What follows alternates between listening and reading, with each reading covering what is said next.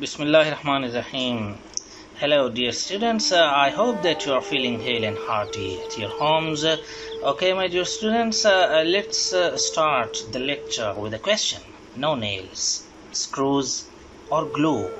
How can you build a house without all these, without cement and everything? If there is nothing to get them tightened or get them joined together, then how can you build a house? Can you build a house without those joints? Is it possible? How would structure hold together? How is it possible to get that help to each other, that the bricks would get to each other, stuck to each other? It wouldn't. It would fall to pieces, surely. It would fall to pieces. That's what's like to speak in English without proper grammar. Is it possible to speak English without proper grammar? There's the continuity of the first question. That was an analogy to make you understand that without grammar there is no English, or there is not any language without grammar on this earth. Look at the pictures, please.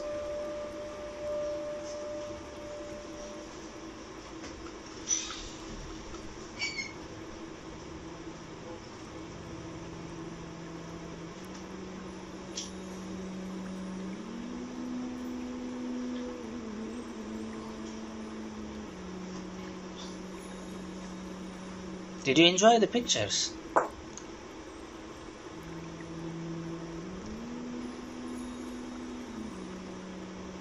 So that's what it's like to speak in English without proper grammar. Each sentence is just a jumbled pile of words, isn't it? There's a jumbled pile of words, separate words, not joined together. They won't give any meaning, and if there is some meaning, that would be quite out of sense. So English grammar is one of the most important elements of your language study. Unfortunately, it can also be one of the most complex and difficult. Yes, for a novice, for a neophyte, it would be quite complex. It would be quite difficult. The English grammar, even the students prefer to learn English directly without learning English, but that's for a layman. You don't know the grammar of Urdu or Seraiki or Punjabi or your mother tongue, whatever it is, but you don't know the grammar because you know the terms of grammar. In fact, you know the grammar, but you don't know the terms, and you can't bifurcate, or you can't parse the sentence. You can't divide the sentence into its pieces. So it's just like that being has a body, eyes, lips, and liver and legs, etc., but he does not know about all the bones, about all the structure of human body. So we may say that only the doctors know about the anatomy of a human being because they are specialists, and it is necessary for them to learn about the structure of human body. And you are becoming the doctors of English, and you will be doing doctorate in English as well, so you must know the bifurcation and anatomy of English language. So through all the discussions we have come to know that it is very necessary to know the grammar of English. We have come to know the importance of English grammar. So correct grammar is your key to speaking English fluently and confidently as well. Because there are people, and I have met so many students who can speak fluently, yet they are not confident about their English. Yes, if there is culture at their homes and at their schools and colleges and universities, and they have been speaking English for a long time, they become confident. Yet if they are asked about something, that why did you use that word, they are silent. They don't know what they are using. But that should not be the case with the people who have done their masters in English or who have done their BS in English. They must be quite different from the layman, because the layman also expect something better from the people who have done their masters or BS in English. So correct grammar is your key to speaking English fluently and confidently. Knowing your grammar will help you avoid errors that make your English sound strange to native speakers, and the native speakers won't make faces when he or she would be listening to your English. But there are certain situations in which English grammar is especially important, more important rather. For example, if you are going for a job interview, that's very necessary that your English must be correct. So if you're going for an interview in an English-speaking country, especially, the employer will be interested in the quality of your spoken and written English. In a recent survey of UK job recruiters, 50% of the interviewers used to say that grammar was the biggest reason they would dislike in an application, because in an application the grammar wasn't used correctly. How can a person speak English correctly if there is no grammar on the page when he had so much time to make it up? But while he would be speaking, there must be some errors or mistakes rather. Grammar won't just demonstrate your English skills, it also shows that you are diligent and have an eye for detail. That's another critical quality, that if your grammar is correct, it implies that you have critical mind and you have critical thinking on your part. So that's a great quality in the modern age, that you are critical about something, that you want to know something more and more about everything. So it is why that we say that it becomes quite important that your grammar is good, because it's analysis quality. It's a quality to analyze the text, it's quality to analyze everything that you see in the world. It shows that how observing mind you have, how keen observation you have on your part. So this quality isn't just a quality that your grammar is correct, it also shows that you are critical about everything in the universe. You want to know more and more about everything. So we see that correct grammar won't just show your English skills, it will also show that you are diligent and have an eye for detail. This is equally important if you are aiming to study abroad. Yes, if you want to go abroad, then it's more important to learn English. You know that there are tests about TOEFL and IELTS, etc., and they are compulsory to go abroad. So that's also the importance of English and English grammar. We know that it's the lingua franca in the whole world. Without English, you can't move freely. Although there are some countries where it's not necessary that you must know English, but most of the countries have English as their second language, and it becomes very necessary because your computer is in English and it's lingua franca. You can connect yourself with other countries throughout the world. It's a global village. If it is a global village, there must be one language that must connect the people from with each other. So that's the quality of English. If you know Chinese, but you can't move to the whole world with Chinese or with other language. So it is only English language that facilitates you to move throughout the world.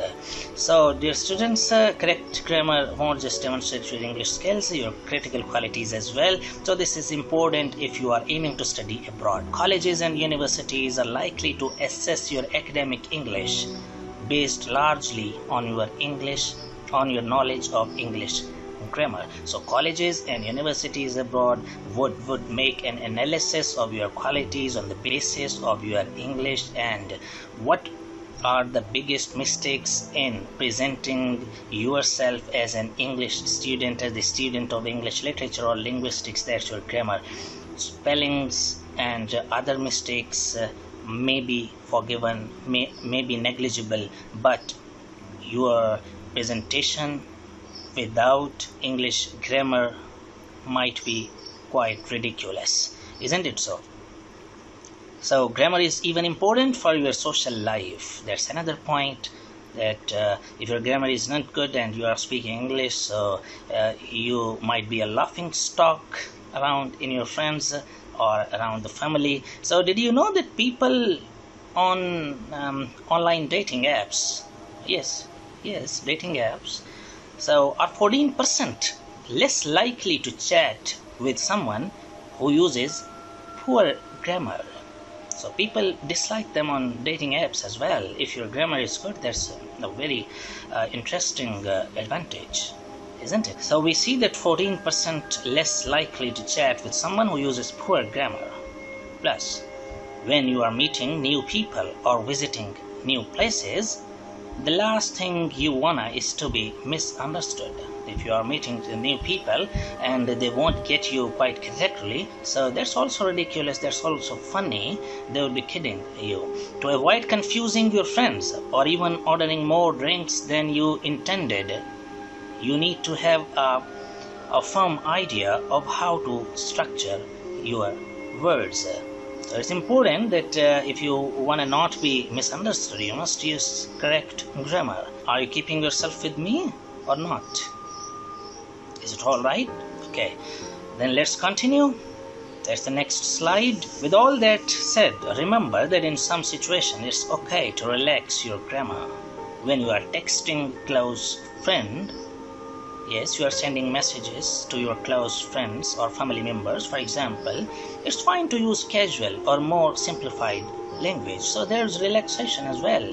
But overuse of messaging applications or overuse of sending texts, they may also harm your grammar.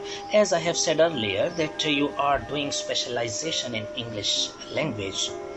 So you mustn't even be relaxed while you are texting to each other. Your grammar should be good enough.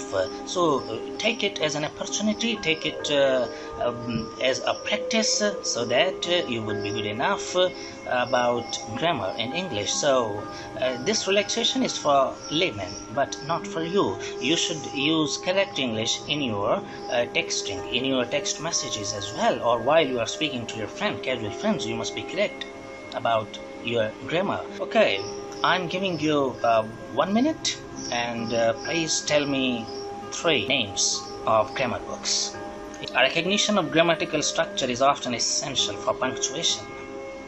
Okay, let me revise the slide again. Let me show it again. Just watch it. There is mistake of grammar. Yes. And that's punctuation. So, a recognition of grammatical structures is often essential for punctuation. Number 2, a study of one's native grammar is helpful when one studies the grammar of a foreign language. If you study the grammar of English, you would come to know some grammatical terms, come to know the grammatical terms of Urdu language as well, or your mother tongue as well. So it is supportive for your mother tongue as well, or your national language as well. A knowledge of grammar is a help in the interpretation of literary as well as non-literary texts, since the interpretation of a passage sometimes depends crucially on grammatical analysis. Yes, you know about the literary texts that are Shakespeare's dramas and novel and poetry. They are literary texts. And what do you know about non-literary texts?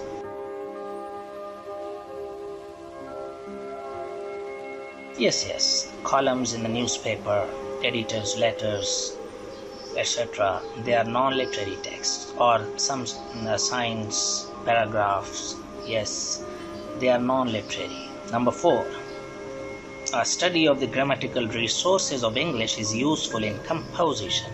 In particular, especially, it can help you to evaluate the choices available to you when you come to revise an earlier written draft. So you have grammatical choices to evaluate your own text as well, that how should I revise it, how should I alter it for the better reasons. So up till now we have gone through the importance of grammar and some of the texts that intensify the need of grammar in our social situations, in our academic situations, in our own country, abroad, etc. And especially for the students who are doing their BS in English and Masters in English, or going for further studies here in the country or abroad. So it becomes quite clear up till now, my dear students, that knowing grammar is a necessity for you, for further development, for further progress in life.